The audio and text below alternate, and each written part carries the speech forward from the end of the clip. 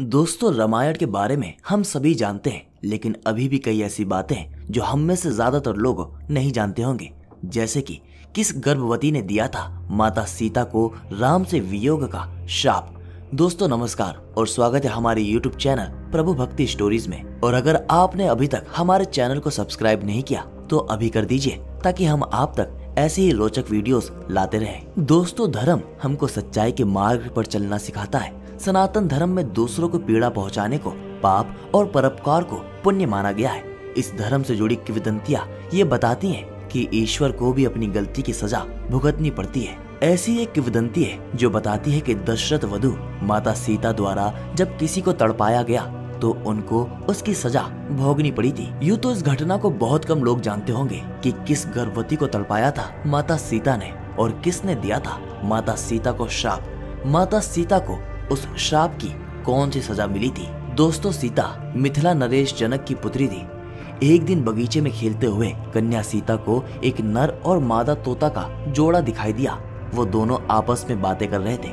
वो जोड़ा ये बात कर रहे थे कि भूमंडल में राम नाम का बड़ा प्रतापी राजा होगा जिसकी अत्यंत सुंदर पत्नी सीता होगी। उत्सुकतावश सीता अपने को रोक ना सकी और उनकी बातें चुपचाप सुनने लगी।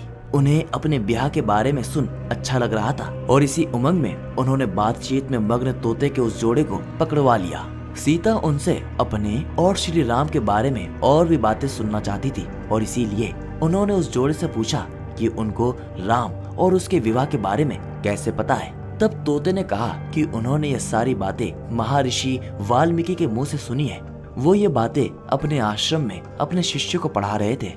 दोस्तों, इस पर सीता ने कहा कि तुम जनक की जिस पुत्री के बारे में बात कर रहे हो वो मैं हूँ। तुम्हारी बातें सुनकर मैं काफी रोमांचित हो गई और इसीलिए अब मैं तुमको तभी छोड़ूंगी जब मेरा विवाह श्री राम से हो जाएगा। दोस्तों, तोते ने याचना करते हुए कहा कि हे देवी, हम तो पक्षी हैं जिसे घर में सुख नहीं मिल सकता।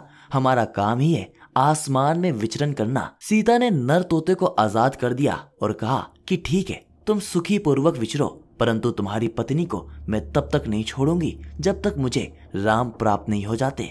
नर तोते ने फिर गिड़गिड़ाते हुए कहा कि हे सीते, मेरी ये पत्नी गर्भ से है, मैं इसका वियोग सह नहीं पाऊंगा।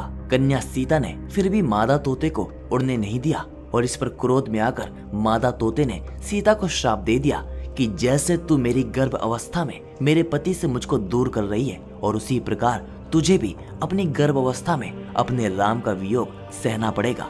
दोस्तों, इतना कहते ही मादा तोते ने प्राण त्याग दिए और कुछ समय बाद उसके वियोग में व्यथित नर तोते ने भी अपने प्राण त्याग दिए। दोस्तों, सालों बाद इसी श्राप की वजह से माता सीता को श्री राम ने उनकी गर्भ अवस्था के दौरान ही वन में भेज दिया था।